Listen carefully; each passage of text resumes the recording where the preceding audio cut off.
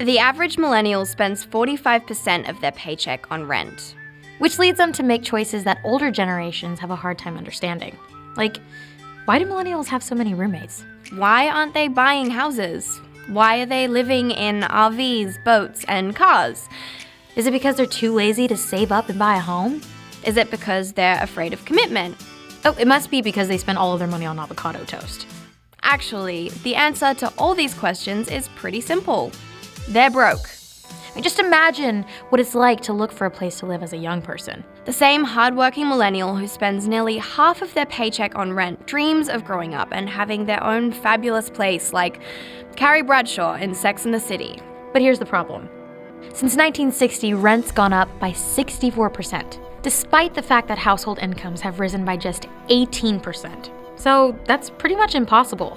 Okay, so they can't have the Carrie Bradshaw crib. How about something like Steve? Less glamorous, but affordable. Cozy, right? Wrong. The average cost to rent a one-bedroom in a major city is about $1,200 a month, yet the average 20-something only makes about $2,700 a month.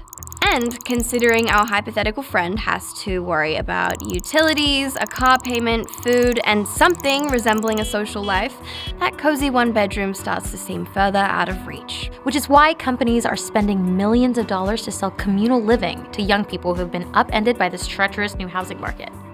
And as we saw in this week's episode of Good Trouble, many young professionals are opting to do just that. So we don't have our own kitchen or bathroom?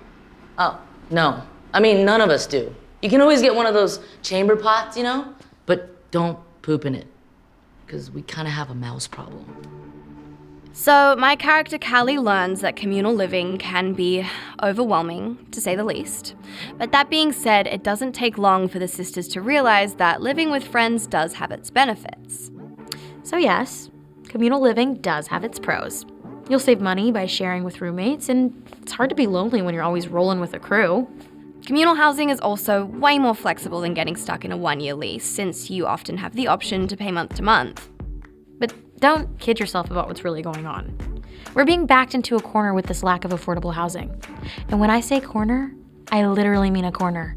Yeah, that tiny little corner in the closet is all you can afford. Our generation shouldn't be forced into living with a bunch of people just because the other corners are taken or too expensive. So what the heck do we do?